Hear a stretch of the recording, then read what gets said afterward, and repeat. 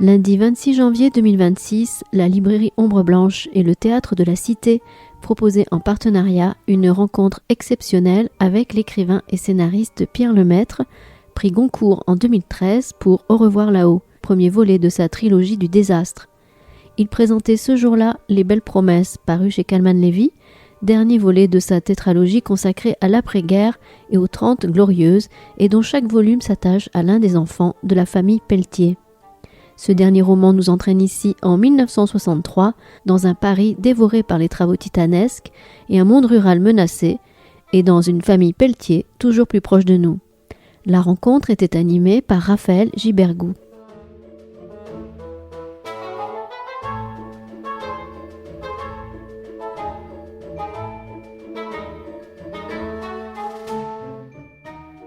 Bonsoir, merci beaucoup d'être venus si nombreux et nombreuses ce soir au Théâtre de la Cité pour recevoir, écouter Pierre Lemaitre. Pierre Lemaitre, bonsoir, bienvenue. Bonsoir.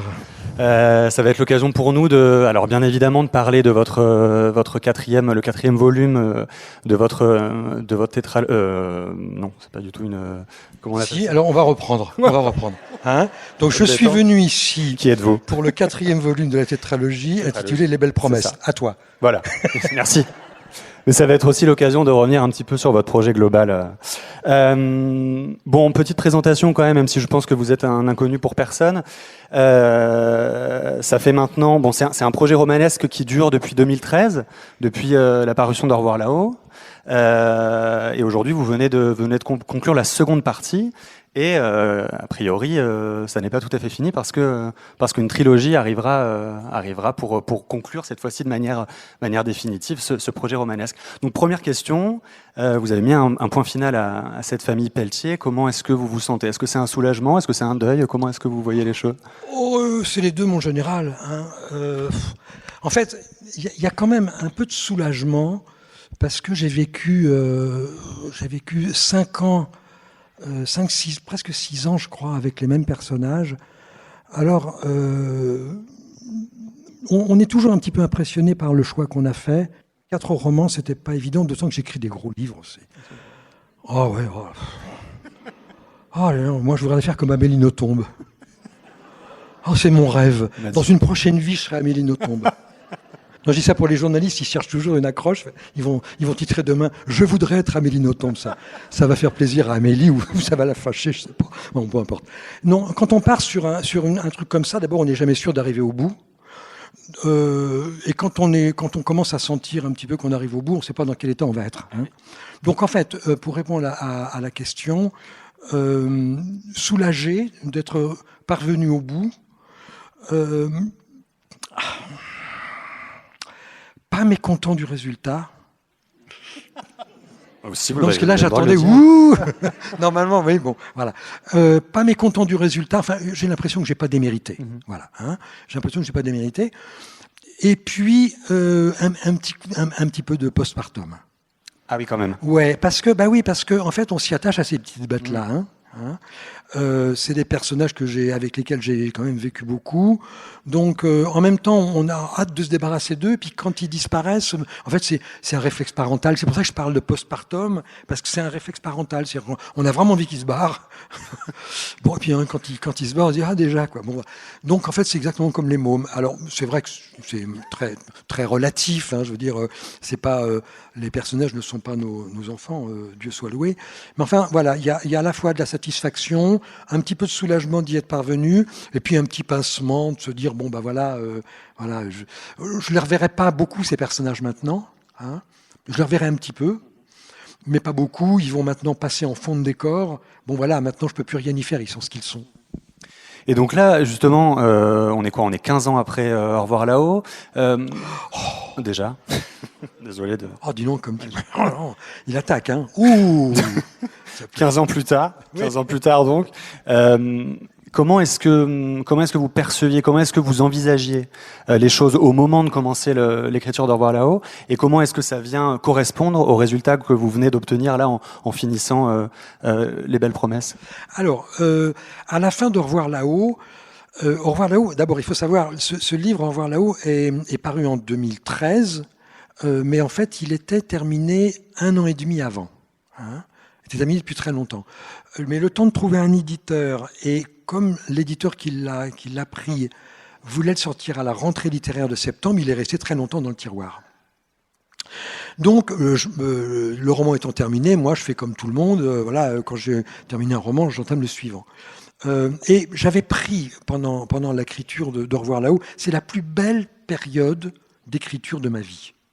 C'est vrai. Ah, c'était vraiment une période absolument enchantée. Je pense d'ailleurs, je fais le pari que le livre respire un petit peu cette jubilation, ce plaisir à raconter. J'ai vraiment pris alors un plaisir que je ne connaissais pas parce que je venais du roman policier qui est un genre extrêmement contraint.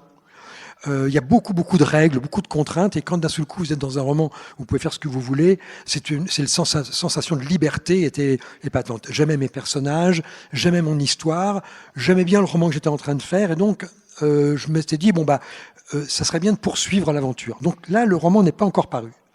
Le roman n'est pas paru, et je réfléchis à la manière de faire une suite. Alors j'abandonne tout de suite l'idée de reprendre les mêmes personnages là où ils en sont pour faire une suite comme dans une série télé. Voilà, ça j'abandonne et je me dis qu'est-ce que je vais faire? Je vais pas faire Au revoir là-haut 2, le retour d'Au revoir là-haut. J'ai même pensé au fils d'Au revoir là-haut. Et Patrice Lecomte m'a même proposé Au revoir là-haut fait du ski. Enfin bon, c'est vous dire qu'on a imaginé beaucoup de solutions. Et puis en fait, je me suis arrêté donc à une structure, peut-être on aura l'occasion d'en reparler. Et donc j'ai commencé Couleur de l'incendie. Et en fait, quand Au revoir là-haut est paru, j'ai dû arrêter ce roman qui était vraiment à ses débuts. Et puis j'étais emmené dans le tourbillon du Goncourt. Tu sais, c'est Miss France. Oui. Moi, j'ai montré mes genoux un peu partout. Ah oui, c'est Miss France. Ah oui, je vous assure. Non, mais c'est un truc de dingue. Le Goncourt, c'est un truc de dingue. Racontez-nous. Ouais. Non, parce qu'en fait, on croit que c'est un prix littéraire, mais pas du tout. Non. Moi, j'ai été naïf. J'étais convaincu qu'on m'avait donné le prix Goncourt pour Au revoir là-haut. Et non. Pas du tout. Mais non, pas du tout. On me l'a donné pour Au revoir là-haut, et après, j'ai dû le mériter. Oui, parce qu'en fait, on vous le donne comme ça, et puis à charge pour vous, ensuite, de prouver qu'on a fait le bon choix. Donc en fait, vous repassez le Goncourt tous les ans pendant 3-4 livres. En fait, le Goncourt, on vous le donne, enfin, c'est une espèce d'amorce, c'est une espèce d'amorce, comme ça. Bon. Et puis en fait, c'est un événement qui retourne complètement la vie d'un auteur. Donc ce qui fait que pendant un an, vous n'êtes qu'un prix Goncourt. Je me rappelle salut les amis. J'ai des copains dans la salle. Oui, j'ai encore des amis, c'est pour vous dire que c'est un métier dans lequel on se fâche beaucoup. En fait, je me rappelle, j'étais en Lituanie ou en Estonie, je ne sais pas où. Et donc, le dîner de l'ambassadeur, puisque j'étais en visite, alors le dîner de l'ambassadeur. Et pendant tout le repas, il m'a appelé notre Goncourt.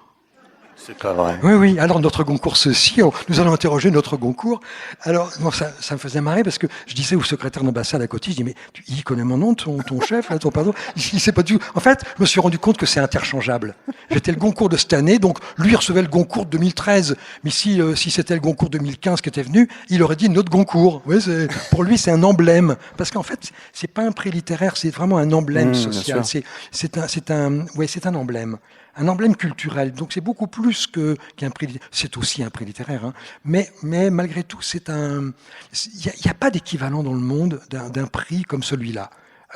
C'est-à-dire en fait qui capitalise à la fois un prix littéraire, un emblème culturel, un insigne social. Enfin vraiment, faudrait faire la sociologie un jour de ce prix Goncourt. Ça doit exister, non? J'imagine. Non, pour l'instant, non. Pour l'instant, il y a des livres qui racontent des anecdotes sur le Goncourt. Oui. C'est le cas d'Assouline, par exemple, avec du côté de chez Drouin, qui raconte comme ça les Goncourt. Donc, comme c'est rempli d'anecdotes, faudrait que je vous raconte un jour comment j'ai eu celui-là.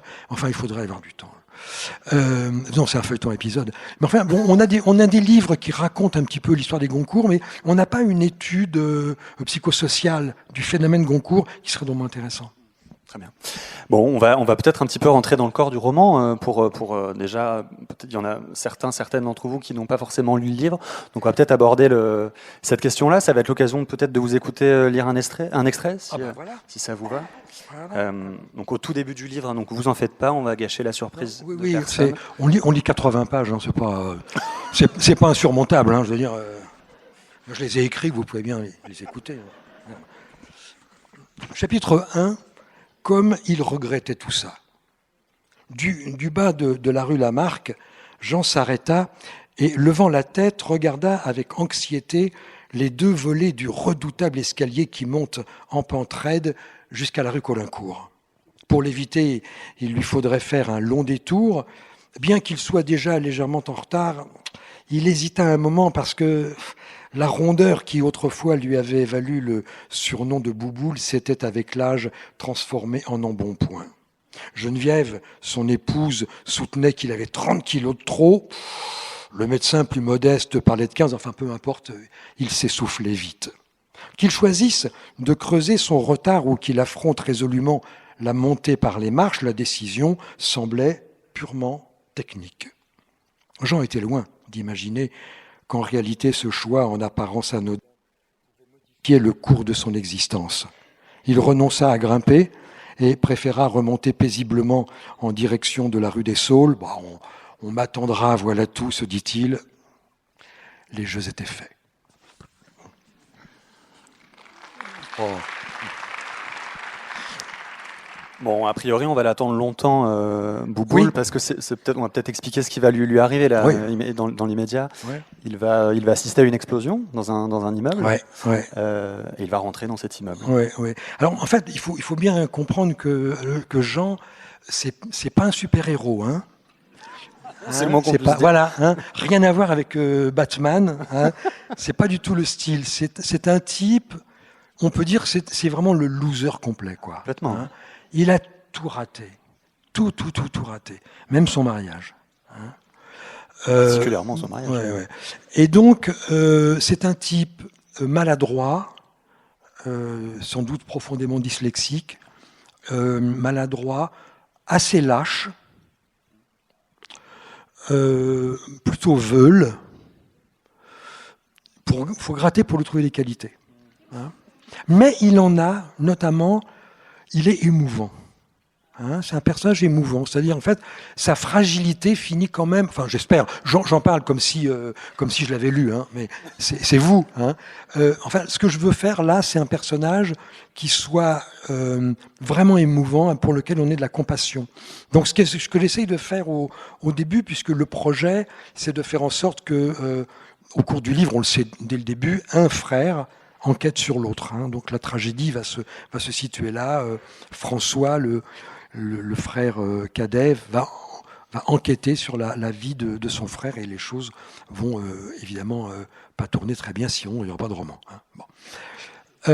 Et donc, mon idée, c'était de placer le lecteur dans une situation embarrassante en ayant un personnage poursuivi pour 2 raisons diamétralement opposées. Et donc, je fais commettre un acte d'héroïsme à Jean, qui va s'enfuir à la suite, et donc il va être recherché 2 fois, un pour une raison péjorative, une raison pour une raison améliorative. En fait, il est recherché par son frère parce qu'il y a une suspicion de meurtre, je ne dis pas plus, et en même temps, il est recherché parce qu'il est le héros anonyme de l'incendie de la rue Caulaincourt. C'est démoniaque, ça, vous vous en rendez compte? Oui. Ouais. Oui. Okay. Oui. Parce que moi, j'avais l'impression d'être un monstre, en fait, en vous lisant, en finissant par avoir à le trouver touchant, à lui trouver des qualités, le côté héros. Il commence à être vraiment sensible à tout un tas de questions sociales. À un moment, il est dans un lit d'hôpital et il pleure en se remémorant la souffrance du monde. Et de l'autre côté, on a cette Geneviève qu'on ne peut que détester, mais qui a quand même un cas un peu moins lourd que son mari. Alors, en fait, moi, je suis content de 2 trucs par rapport à ce tandem de personnages. Je suis content de 2 choses qui ont l'air de plutôt bien marcher à ce que j'entends des lecteurs. La première chose, c'est de placer le lecteur dans une situation un peu embarrassante. Finalement, d'avoir un peu de compassion pour ce personnage qui quand même fait des choses qui ne sont pas reluisantes. Et donc, en fait, on a quand même l'impression que notre confiance n'est pas très bien placée. Hein, et quand on est compassionnel vis-à-vis de lui, j'espère qu'on a un peu mauvaise conscience. Hein. Bon, c'était ça un petit peu l'idée, c'était de jouer un peu sur cette idée que on a de la compassion pour un personnage, sans se rendre compte que mais il est pas seulement ça. Donc ça, j'en suis plutôt content. Et puis aussi la construction du personnage de Geneviève, parce que elle est tellement bon, pour ceux qui la connaissent pas, elle est bête, elle est méchante, elle est inculte. C'est une teigne, hein. C'est une teigne, hein. Et donc, ce personnage, on le déteste beaucoup. Et du coup, plus on déteste Geneviève, plus on a tendance à excuser son mari. Mais moi, j'arrête pas de dire, attendez, celui qui fait le plus de mal, c'est pas elle, hein. Vous voyez, hein, voilà. Donc en fait, je suis plutôt content de ça qui marche bien. Il y a une espèce de jeu, je trouve, moi, avec le lecteur, à mettre le lecteur dans une situation affectivement embarrassante. C'est plutôt marrant, d'ailleurs, les gens qui viennent me voir quand on en discute comme ça. Généralement, je me rends compte que ça a bien marché et que ils ont pris du plaisir à être justement comme ça, un peu manipulés sur la question de l'affect qu'on peut avoir vis-à-vis des personnages. J'aimerais aussi qu'on aborde, alors je ne sais pas si on peut direct enchaîner sur une autre lecture, mais en tout cas, bon, on est en 1963, et moi la question que j'ai envie de vous poser, c'est si vous deviez prendre une photo de cette année-là ou de cette époque-là, quelle serait-elle, cette année 1963, quoi est-ce qu'elle ressemble? L'année 1963 n'a rien de vraiment particulier. Je l'ai choisi cette année-là pour des raisons purement pratiques, c'est l'âge de mes personnages. Hein. C'est-à-dire que je ne veux pas qu'il y ait trop d'écart entre le volume suivant et celui-là.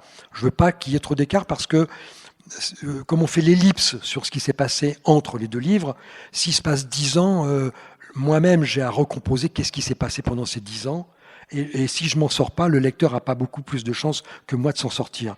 Donc il faut pas, dans une trilogie comme celle-ci, telle qu'elle est construite, hein, en tout cas, c'est pas un modèle absolu, hein, mais telle qu'elle est construite, il faut pas mettre trop d'espace entre les livres, sinon vous perdez un peu votre personnage. Donc 63, c'est une espèce de médiane, j'ai envie de dire, c'est une espèce de compromis entre pas trop d'années pour me séparer du précédent, un petit peu d'écart, mais pas trop. Voilà, donc en fait, ça tombe, j'avais le choix, quoi, c'était 61, 62, 63, j'ai pris la médiane. Alors, donc, 63 n'est pas une année particulière, mais elle est quand même située dans l'histoire des 30 Glorieuses à un moment où c'est quand même le summum, l'acmé de cette période-là.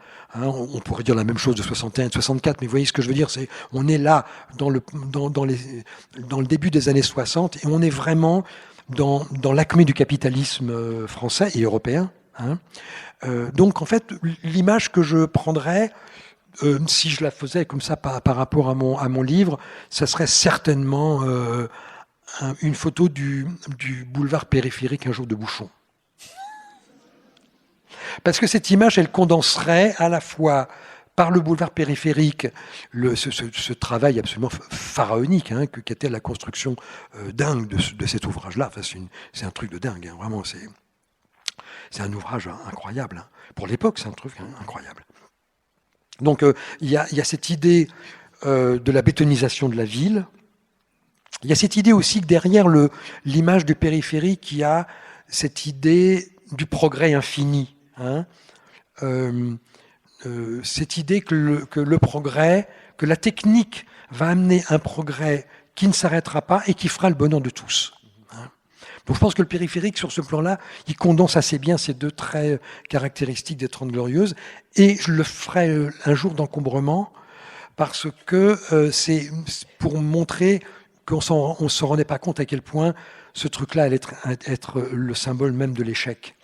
Parce qu'on avait l'impression que ce périphérique fluide était une espèce de maillon élégant entre l'autoroute qui venait de Lille et celui qui allait à Marseille. Hein, on faisait cette idée un peu fantasmatique qu'on pourrait partir de Lille, qu'on passerait par Paris en faisant le tour comme ça, un demi-cercle, et qu'on pourrait glisser jusqu'à Marseille. C'est une espèce d'idée. Personne ne fait ça.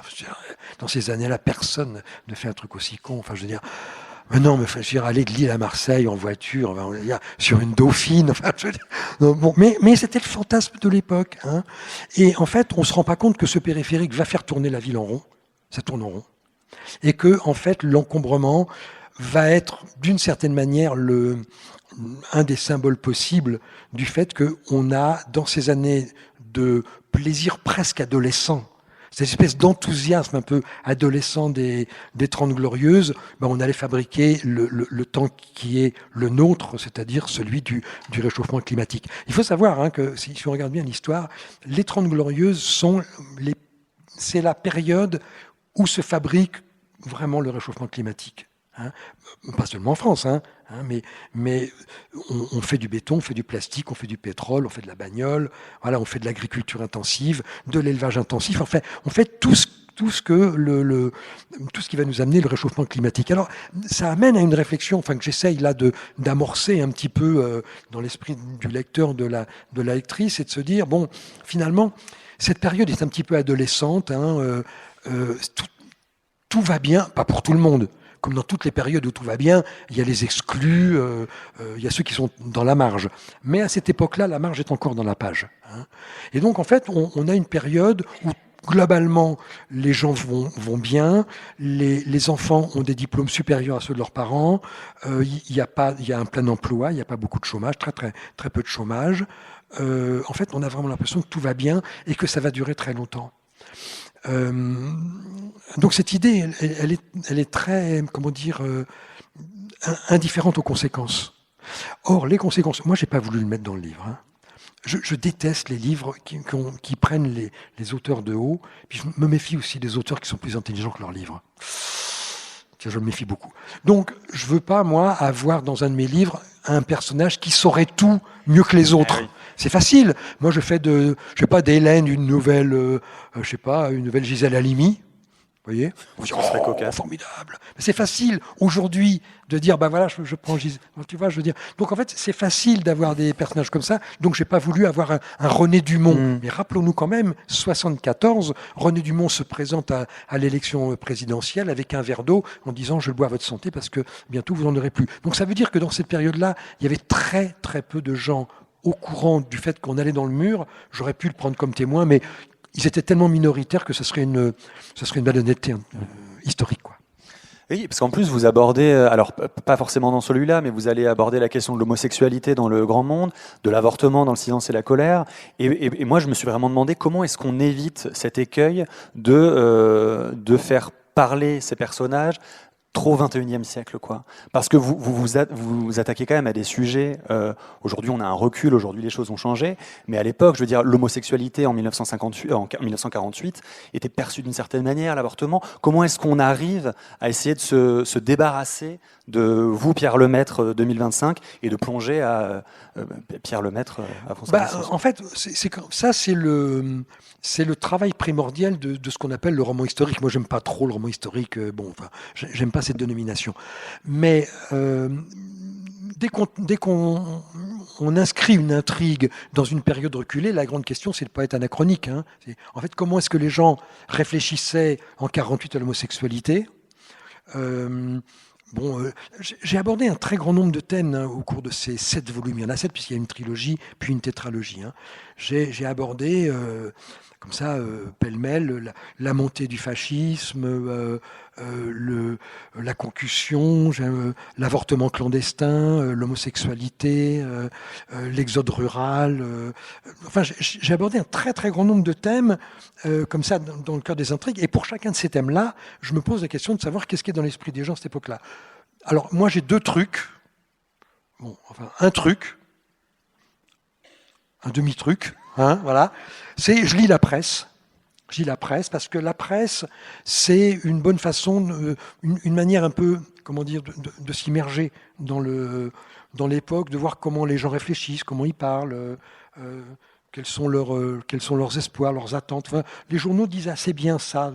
En fait, c'est une espèce d'écume comme ça qu'on finit par saisir par immersion. Et puis, j'ai une historienne avec qui je travaille, Camille Clairet, que je remercie toujours dans mes livres, et que je charge de me faire des notes pour m'expliquer un petit peu des choses. De temps en temps, je suis victime de représentations fautives.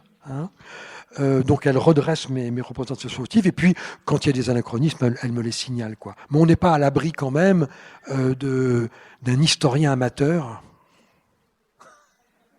Alors cela. Vous avez eu des plaintes ? C'est une engeance, tu peux pas savoir. Non, vraiment, être romancier, ça serait un métier formidable s'il n'y avait pas les lecteurs. Non, je vous assure. Et les pires, c'est les historiens amateurs. Oh là là là là. Ceux-là, non, je vous assure, casse-bonbon, il n'y a pas pire. Parce que, en fait, moi, les historiens, je pensais avoir risqué des problèmes avec eux. Je me suis dit, les historiens, ils vont lire le truc ligne à ligne, tout ça. Mais pas du tout, ils s'en foutent complètement. Eux, ce qui les intéresse, c'est des gens plutôt malins. Ils disent, non, est-ce que, globalement, cette période-là, elle est bien retracée, quoi? Voilà. Est-ce que, du point de vue des représentations, cette histoire-là donne l'idée de cette période telle que nous, historiens, on la voit, quoi? Bon, ils s'attachent pas au fait que la déesse 19, elle a... Pour la déesse 19 qui est là-dessus. Alors, là, on met une déesse... Ah là là là là. Alors on met un numéro d'immatriculation.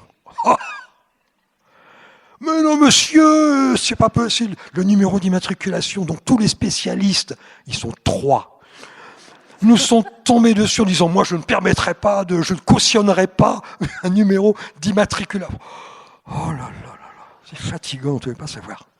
Non, mais de temps en temps, ça atteint des proportions qui sont assez marrantes, parce que je me rappelle, des fois je raconte, c'est un anecdote, moi je l'aime bien, pour Au revoir là-haut, un monsieur, ça pouvait pas être une dame, il me dit, monsieur, quasiment il mettait les points d'exclamation, monsieur, vous faites jeter par votre soldat une grenade offensive, est-ce qu'il ne s'agirait pas plutôt d'une grenade défensive? Et là, il me fait 3 pages pour me démontrer que ce que j'ai écrit, c'était une vaste connerie. Bon. Alors bon, moi, j'ai dit, oui, d'accord, effectivement, il a raison. En plus, il a raison. Les dégâts que fait ma grenade, ça peut pas être une grenade offensive. Mais en même temps, j'avais envie de lui répondre, de lui dire, bon, je ne veux pas communiquer, parce que si on commence le ping-pong avec ces gens-là, vous n'en finissez pas. Donc, mais j'avais envie de lui dire, je me voyais mal. Écrit, il jette rageusement une grenade défensive. Vous voyez, ça me paraissait vraiment con. Donc, j'ai gardé la grenade, mais en même temps, c'est lui qui avait raison. Mais en fait, ces détails-là, moi, ils sont intéressants pour moi, ces détails-là, parce que c'est quand même, d'une certaine manière, la preuve qu'on n'a pas totalement bien travaillé. En 2 mots, pour le dire en 2 mots.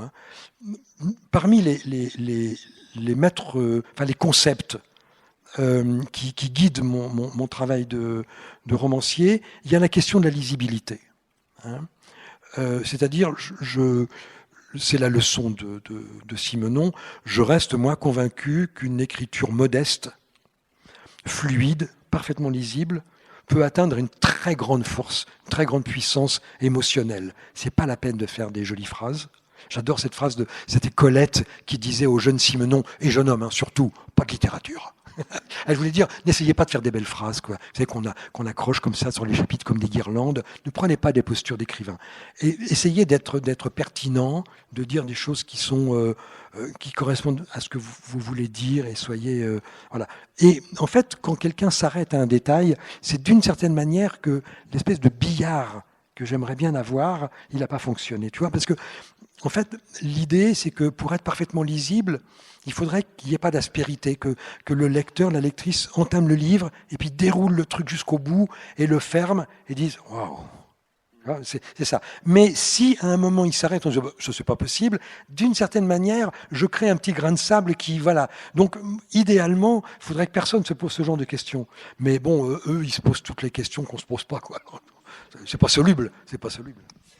Et alors, en quoi est-ce que ça change les choses? Parce que, bon, de toute évidence, pendant la Première Guerre mondiale, vous n'étiez pas né. Non, c'est gentil de le rappeler. Ni en 48, d'ailleurs. C'est aimable. Je ne sais pas comment je vais le prendre, ça.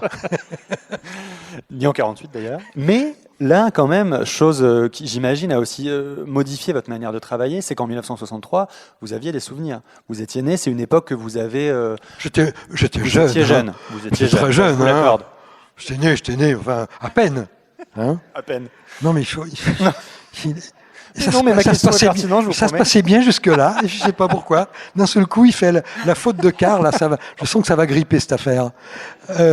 Bon, vous étiez tout bébé en 63. Voilà. Bien. Bon, ok.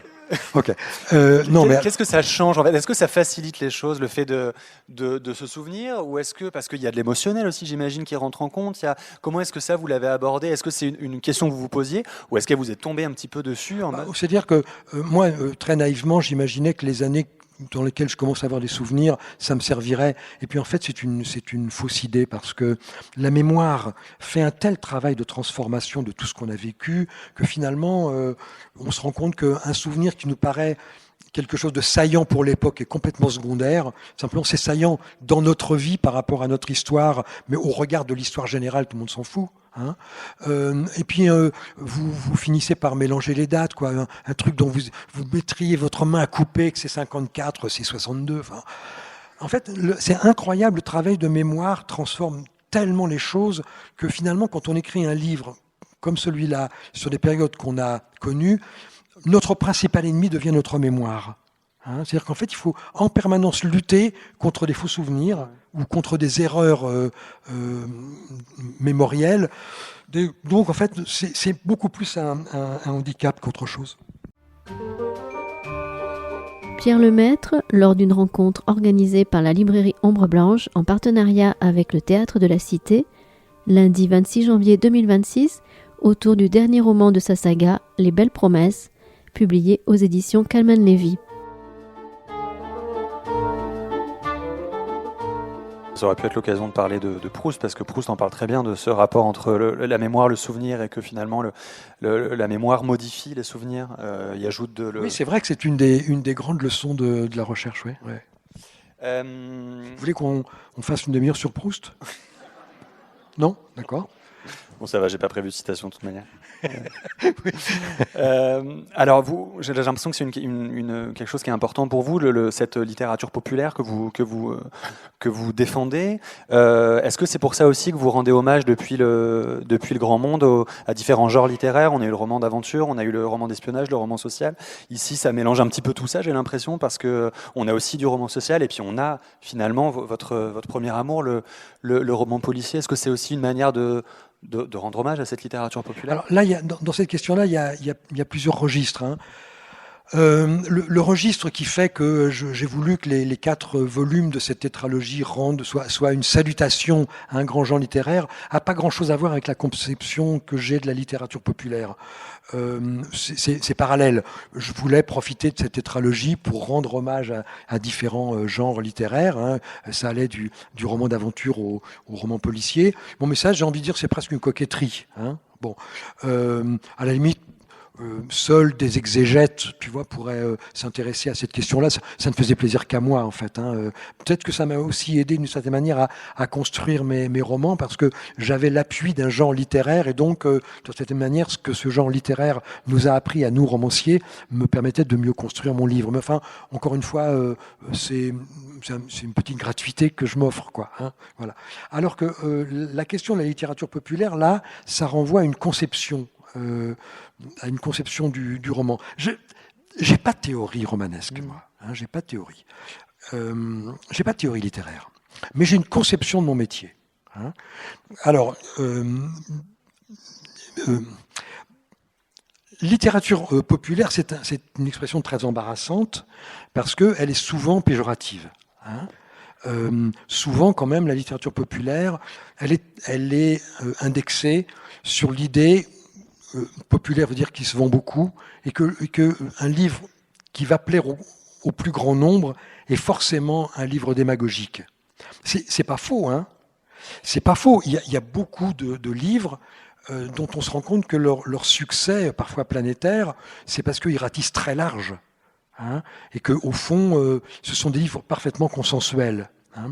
Donc, l'idée d'être méfiant vis-à-vis d'un livre qui se vend beaucoup n'est pas une idée absurde, à la condition simplement de ne pas considérer que tous les livres qui se vendent beaucoup doivent être mis dans le même sac.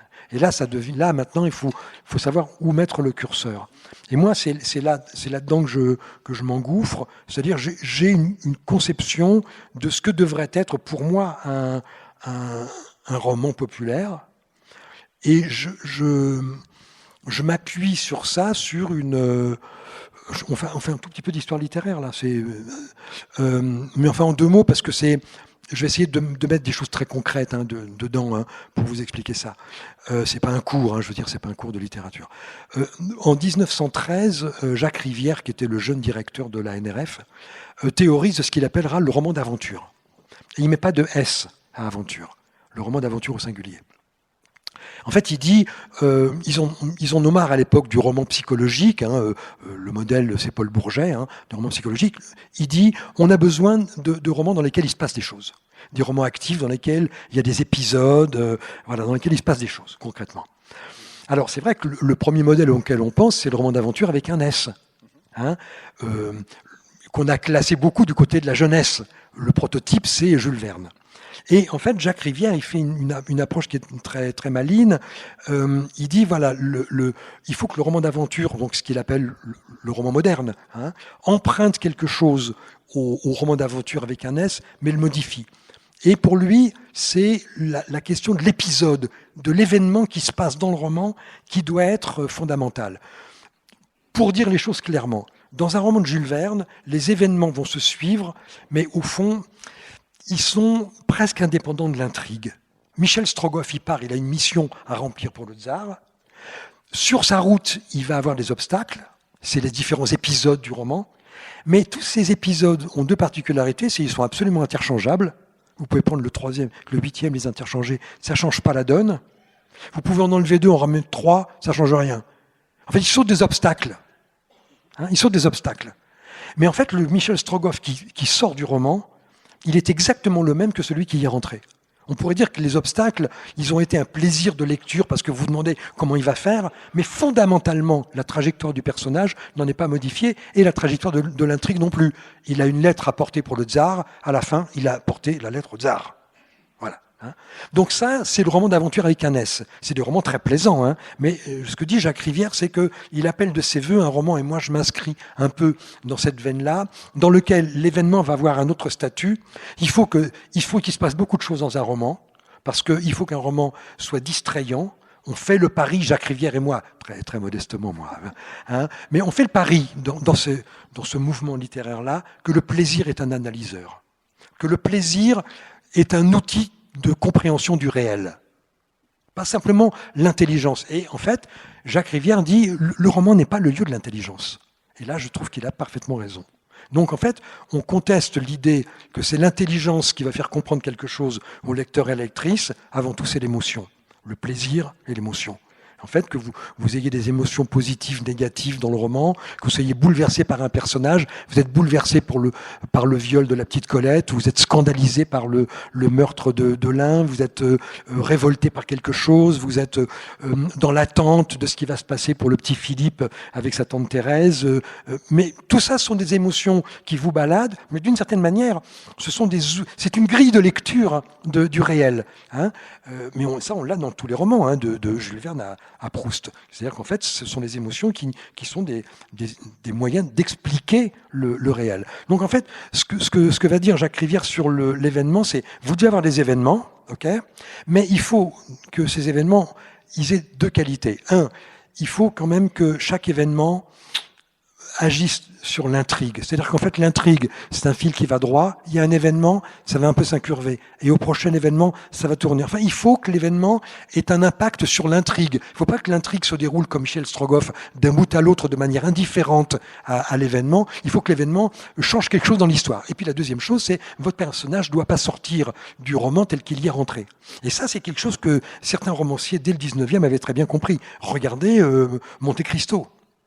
Monte Cristo ou Les Misérables avec Jean Valjean.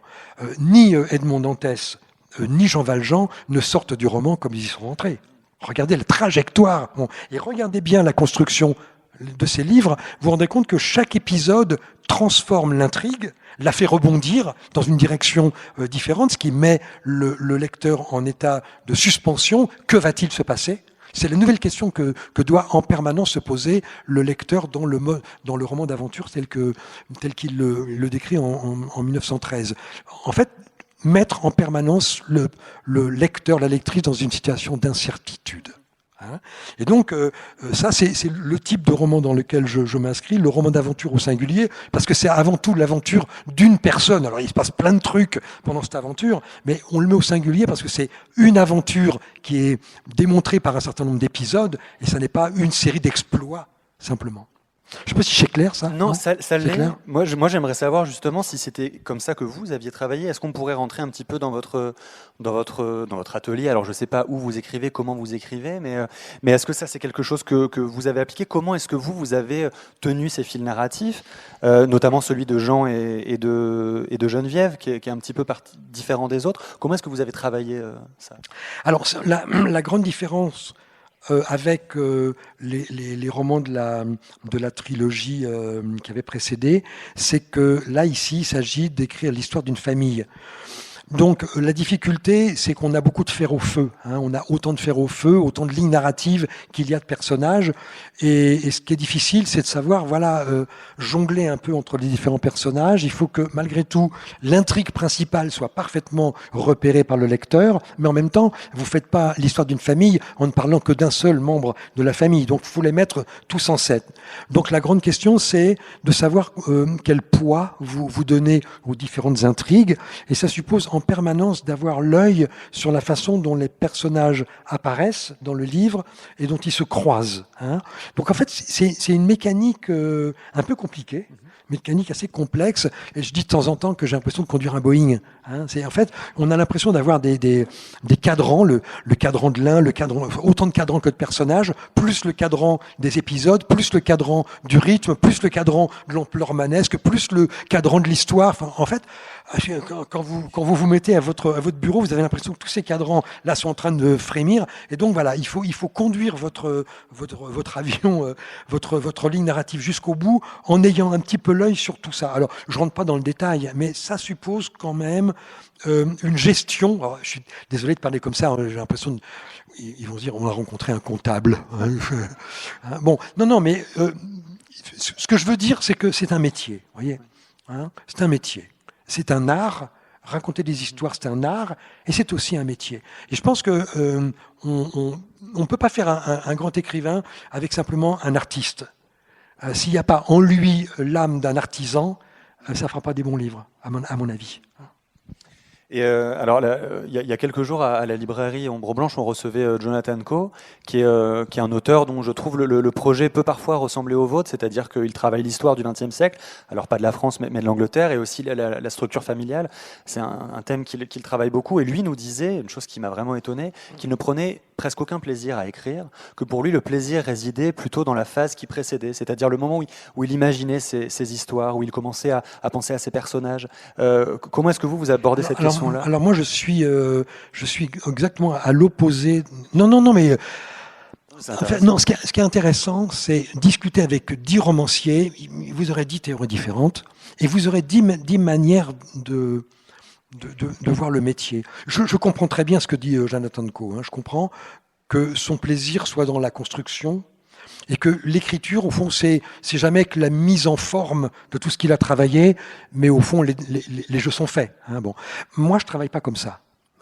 Alors ça, ce qui serait intéressant, j'espère que vous lui avez posé la question, c'est de savoir quel était le degré de précision de ses plans. Bon, bah oui, mais enfin bon, il faut apprendre à poser les questions. Vous voyez. Demandez-moi, appelez-moi. Je vous appellerai la prochaine fois. C'est pour rire. C'est pour rire. Non, c'est pour rire. Non, je dis ça parce que ça veut dire certainement qu'il va très très loin dans la préméditation, dans la préparation, et que l'écriture, au fond, c'est. Je dis pas que c'est une formalité, mais enfin, il y prend moins de plaisir parce que d'une certaine manière, le livre est déjà écrit dans sa tête. Puis c'est fastidieux aussi. Pour lui, c'est fastidieux. Mais je fais le pari qu'il prépare avec un haut degré de précision. D'accord. Et que c'est peut-être la raison pour laquelle, finalement, quand il passe à l'écriture, il n'a plus grand-chose à apprendre de son livre. Et donc, c'est un petit peu ennuyeux. Moi, je travaille différemment, c'est-à-dire, je travaille en ayant quelques éléments de scénario. J'ai l'intérêt que je suppose au livre, à quoi il va servir. Quand on écrit un livre, on essaie d'abord de se demander si c'est bien utile de le faire. Donc, ce qu'on veut, quel est l'enjeu des principaux personnages, l'histoire qu'on veut raconter, les enjeux sous-jacents à ça. Enfin, qu'est-ce qui fait que le livre aura un petit peu d'intérêt. Je démarre quand j'ai les 40 premières pages, quand j'ai les principaux événements.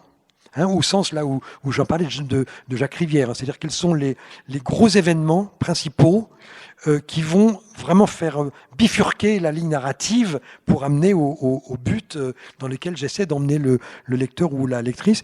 Donc c'est une espèce d'épine dorsale, hein, de colonne vertébrale du roman, et la fin. Et la fin. Et la fin. Pas forcément dans le détail, mais la fin. Parce que je viens du roman policier et j'ai appris à mes dépens que quand vous n'avez pas la fin au début, généralement vous allez dans le mur. Hein. Donc ça, c'est une leçon, je ne l'ai jamais oubliée. Donc je veux avoir la fin, mais il y a des gens qui y arrivent très bien autrement. Hein. Et donc du coup, comme je n'ai pas une préparation jusqu'au bout minutieuse, il y a plein de trous à combler. Comment je vais aller d'un point A à un point B? Je sais ce qui se passe dans A, je sais ce qui se passe dans B, mais je ne sais pas comment je vais y aller. Et là, c'est l'écriture. Donc j'essaye, tout ça. Et donc du coup, c'est plutôt distrayant parce qu'il y a une grande part d'inventivité, d'invention. On me dit, ah bien, je pourrais essayer ça, je pourrais essayer autre chose. Et moi, je ne m'ennuie pas, contrairement à lui, mais je pense qu'il n'a pas la bonne technique. C'est pour ça qu'il s'emmerde. C'est pour ça qu'il s'emmerde. Moi, je lui dirais, Jonathan, je vous passerai son contact aussi. Reprends-toi. Et alors, on a eu l'occasion d'en parler un petit peu en coulisses. Vous avez quand même envie de désacraliser un petit peu vous parlez de posture d'écrivain que vous ne supportez pas, désacraliser un petit peu le travail d'écriture, chose que vous faites avec brio à la toute fin de vos livres dans la partie dette. Alors, je ne sais plus exactement comment vous appelez ça. Et alors, moi, il y a une citation qui m'a vraiment interpellé. C'est une citation de H.G. Wells qui a écrit notamment le livre du Dr Moreau et La guerre des mondes.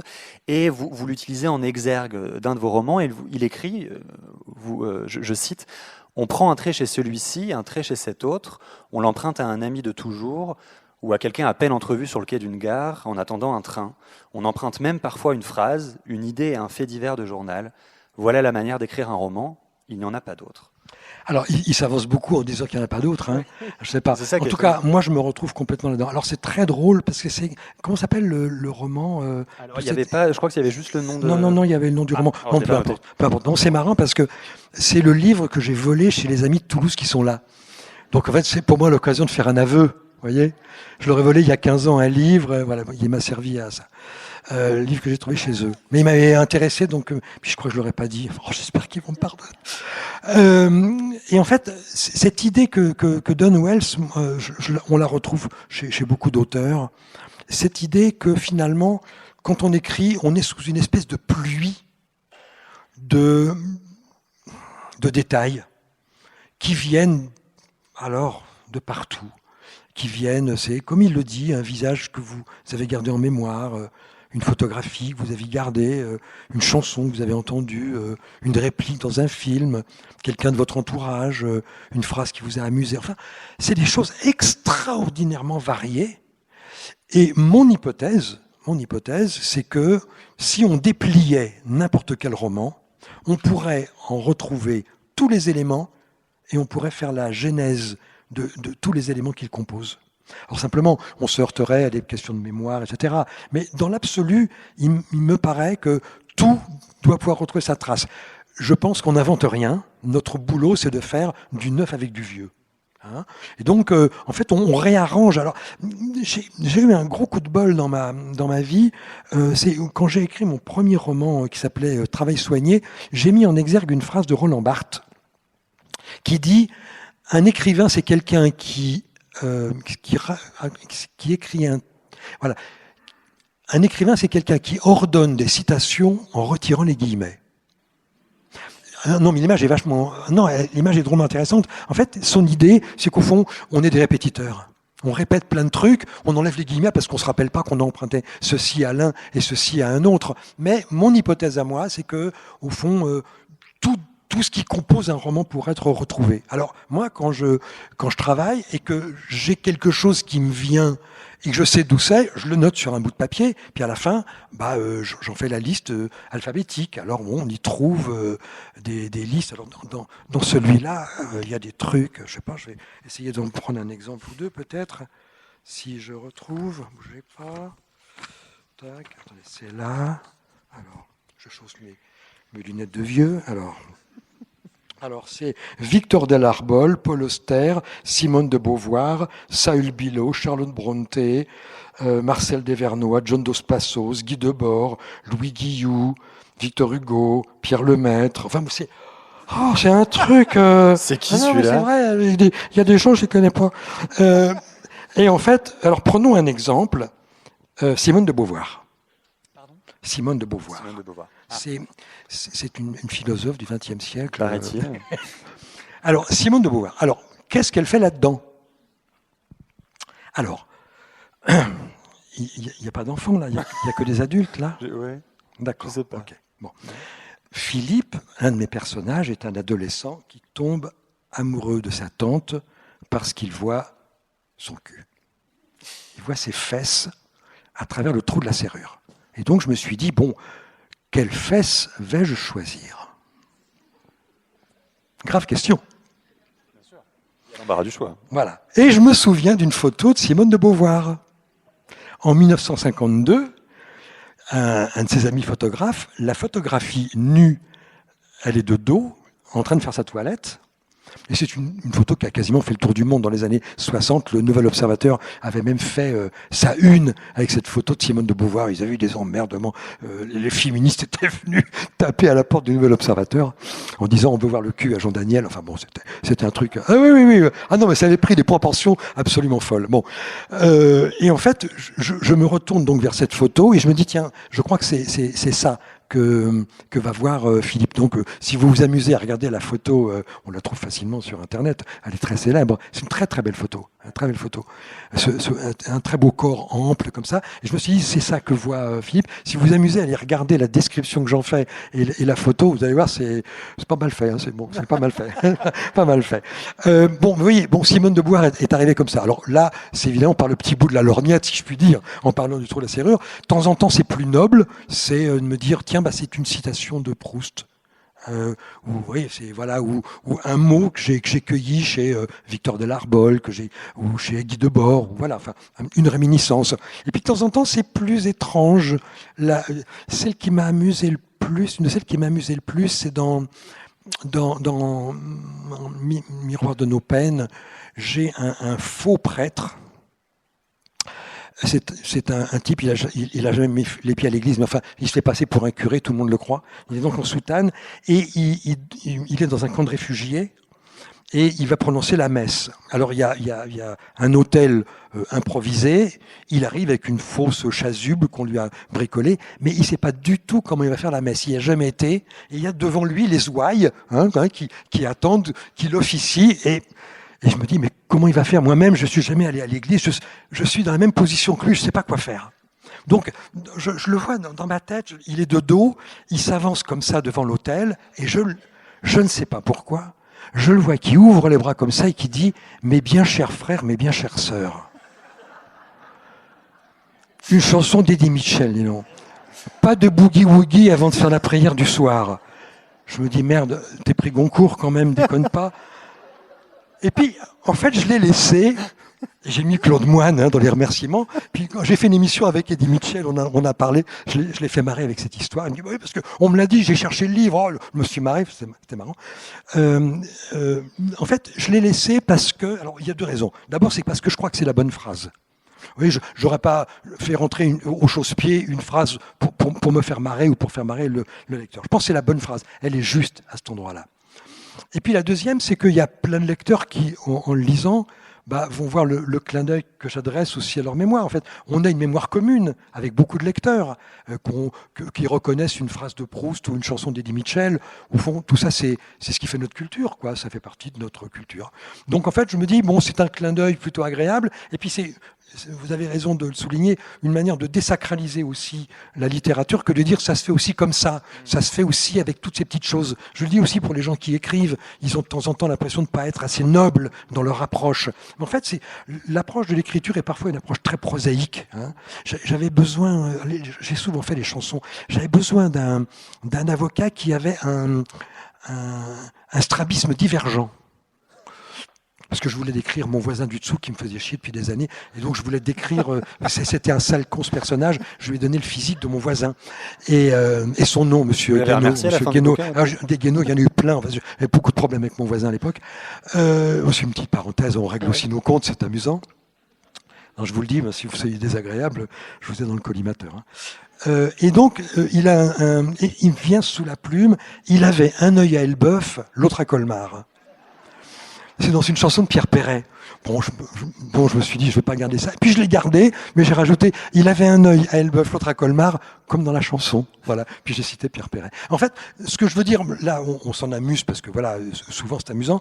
Mais en fait, maintenant, si on essayait de prendre un petit peu de recul avec l'aspect un peu prosaïque que ça peut avoir, en fait, un roman sur ce plan-là, hein, c'est simplement la manière de réorganiser une pluie de choses qui vous sont tombées dessus, et c'est, je crois, vraiment la première démonstration que l'inspiration n'existe pas. Vous voyez, l'imagination n'existe pas. L'imaginaire existe, mais pas l'imagination au sens où quelque chose nous arriverait de nulle part. Tout vient de quelque part, quoi. Alors pour rester très prosaïque, vous avez un carnet. Enfin, je veux dire, comment vous allez réussir à convoquer tel chanteur, tel écrivain? Non, ça arrive dans l'écriture. C'est-à-dire qu'au moment où j'arrive à ce chapitre-là, il m'arrive un truc, je me dis tiens, ça c'est un truc que j'ai pris à Virginie Despentes, tout ça. Voilà. Donc à ce moment-là, je le note sur mon petit carnet que je vais après compiler au moment de rédiger la page des remerciements. Okay. Alors, avant de conclure, j'aimerais qu'on puisse aborder, puis je pense que beaucoup d'entre vous l'attendent, c'est-à-dire la suite. Bon, c'est un secret pour personne maintenant. Vous allez écrire une trilogie, alors je ne sais pas quand, mais qui va venir conclure tout ce projet qui démarre donc la fin de la Première Guerre mondiale et qui va se terminer. Alors, vous allez me dire quand. Comment est-ce que vous voyez les choses? De quoi est-ce qu'il va être question? Alors, comment je vois les choses? D'abord, j'avais intercalé entre la trilogie des années de guerre, de l'entre-deux-guerres, et puis le début de des années glorieuses, j'avais intercalé un roman policier qui s'appelle Le Serpent majuscule, hein, qui était un très ancien livre, le premier roman que j'avais écrit. Et je me suis rendu compte que c'était bien pour moi, parce que ça me permettait d'avoir une espèce de respiration entre deux projets que vous devez mener, j'ai envie de dire, voilà, sans discontinuer. Vous ne pouvez pas trop relâcher la garde. Quand vous êtes à la tête d'un projet de 2, 3 ou 4 livres, vous ne pouvez pas vous éparpiller. Et donc, pour retrouver l'énergie, pour vous lancer dans une série romanesque qui va être un petit peu lourde et qui va vous mobiliser pendant pas mal de temps, c'est pas mal d'avoir une respiration. Et moi, je reviens volontiers aux sources. Donc l'année prochaine, je vais publier un roman noir qui sera donc pas du tout inscrit dans cette suite-là. Je reviens au roman noir. Ce sera un roman noir qui se passe en l'an 2000 et qui travaille sur la question de la domination masculine et de l'argent. Donc ça, c'est ce qui sera le livre prochain. Et puis, voilà, maintenant, j'ai commencé à travailler sur le reste. Donc, je vais pas occuper toute la période qui va de 74, premier choc pétrolier, à 89, la chute du mur de Berlin. Je pense a priori faire une trilogie. Pourquoi? Parce que cette période-là, on a eu 3 présidents, Pompidou, Giscard, Mitterrand. Et quand on dit ces mots-là, ces noms-là, on a tout de suite un petit peu la couleur d'une période, la couleur d'une époque. Hein. On voit bien que les années Pompidou, c'est pas les années Giscard qui ressemblent pas aux années Mitterrand. Donc en fait, pour moi, c'est un espèce de guide très intuitif du fait que voilà, j'ai à traiter quelque chose, non pas sur 3 décennies, mais certainement sur une distance beaucoup plus courte, peut-être une quinzaine d'années, mais que au fond, la succession de ces 3 grandes périodes me guide un peu sur l'idée qu'il pourrait y avoir une trilogie. Voilà. En fait, vous voyez, ça démarre. Au début, l'entonnoir est assez vaste. Hein. Avant que ça commence à se préciser, on part d'abord avec des grandes généralités. Vous voyez, les années Pompidou, les années Giscard, tout ça, c'est presque abstrait. Enfin, on voit une couleur. Enfin, il n'y a pas beaucoup de contenu comme ça. Donc, il faut mettre du contenu dedans. Ce que je sais, en tout cas, parce que je ne veux pas être trop vague et puis voilà, dire des choses un peu plus concrètes, on va abandonner donc la génération qui est celle d'Alain, de Philippe, de Jean, voilà, pour aller sur les enfants. Donc la 3e génération des Pelletier. Oui. La première génération, c'était Angèle et Louis. La deuxième, ceux qui sont ici, hein, Jean, François, Hélène, etc. Ils ont donc 2 enfants, Colette et Philippe, et il y a 4 autres cousins, hein, puis il y a 3 couples, et donc ils sont 6 cousins qui ont tous naturellement entre 16 et 23 ans au seuil des années 75. Et donc c'est eux qu'on va suivre. C'est un roman, une suite de romans choraux, on va dire. Voilà, on va suivre sur le même modèle que la tétralogie, une aventure spécifique qui va mettre en valeur un ou deux cousins, et puis les autres, on va les voir agir. Et puis sur le roman suivant, on passera à un autre tandem de cousins. Et donc on fera un petit peu l'histoire de cette troisième génération des Pelletier, qui va donc normalement s'achever aux abords des années 80-90, quoi. Donc les graines, elles ont déjà été plantées, j'imagine que sciemment, là, vous avez... Oui. On le sent à vous lire, enfin moi, ma seconde lecture des Belles Promesses, j'ai l'impression que j'ai vu telle ou telle graine que vous aviez plantée au sujet de Colette, au sujet d'un tel, pour annoncer la suite. Je suis pas trop bête. C'est vrai. Non, mais je veux dire, je suis un feuilletoniste. Bon. Et si vous n'êtes pas un petit peu malin, vous vous retrouvez devant des situations et dites, mais oh là là là là, pourquoi j'ai écrit ça, mon Dieu. Je l'aurais pas écrit, j'avais un boulevard, puis là, j'ai fermé la porte. Hein. Donc, je laisse des portes ouvertes, je sème des trucs, mais des trucs très ouverts dans lesquels je vais pouvoir m'engouffrer ou pas. Hein. Ça vaut pas une promesse, mais c'est en fait pour que la suite romanesque elle ait sa cohérence. Il faut que les liaisons soient assurées, donc il faut faire attention de ne pas avoir fermé des portes dont vous pensez qu'elles pourraient être utiles après. Donc on est obligé d'anticiper un petit peu. De temps en temps, on anticipe mais pas assez, et on se trouve devant des problèmes. C'est-à-dire qu'on a dit quelque chose sur un personnage. Maintenant, une fois que c'est dit, on peut plus changer. L'âge d'un personnage, vous voyez, l'âge auquel je fais naître Colette ou Philippe, maintenant j'en suis prisonnier, quoi. Alors il y a des trucs sur lesquels on peut tricher. Parce que le lecteur, il ne voit pas. Non, il ne voit pas le lecteur. Non, si vous vieillissez un personnage de 2 ans, personne ne le verra. Bon, maintenant, on va se préparer. Tout le monde s'en fout. Non, mais je vais vous dire pourquoi on s'en fout. On a bien raison de s'en foutre. C'est parce que ça n'a aucune importance. Vous voyez, en dehors du souci de l'exactitude, de se dire, s'il avait 14 ans, il n'avait pas 16, tout le monde s'en fout complètement. Tout le monde s'en fout à la condition que vous ayez une bonne histoire à raconter. Mais mon idée, c'est que si vous avez une bonne histoire à raconter, alors je vous le dis tout de suite, là, je suis obligé pour le roman d'après de vieillir Philippe de 2 ans, je crois. Mais je vais le faire sans vergogne. Et le premier qui viendra me dire « Ah, dis non, Philippe !» Oh là, celui-là, je vais le recevoir. Non, mais je vous le dis tout de suite, si je reviens ici, ne me faites pas ce coup-là, parce que ça va chauffer pour votre matricule. Non, je vais vous dire pourquoi ça n'a pas d'importance. C'est que, en fait, l'intrigue romanesque, le roman, c'est une convention entre un lecteur et l'auteur.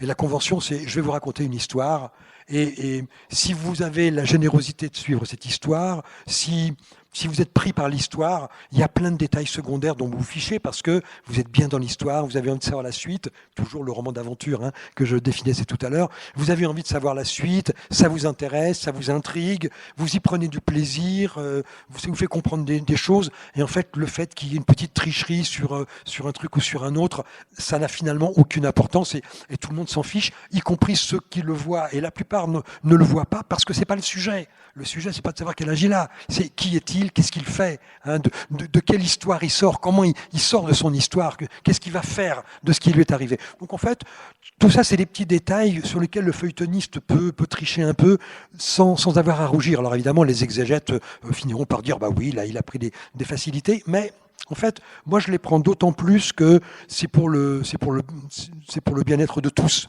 C'est un service public. Affaire à suivre, donc. Eh bien, il me reste plus qu'à vous remercier, Pierre Lemaître. Merci beaucoup, mon cher ami. Merci beaucoup pour cette rencontre. Merci infiniment. Merci à tous. Juste... Merci.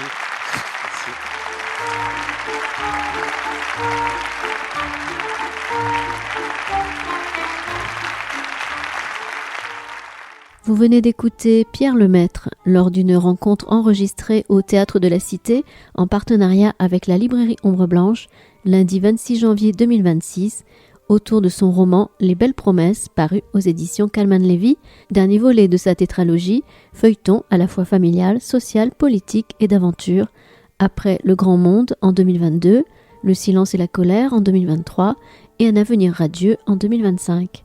Réalisation et mise en onde Radio avec Radio Plus et Radio Terre.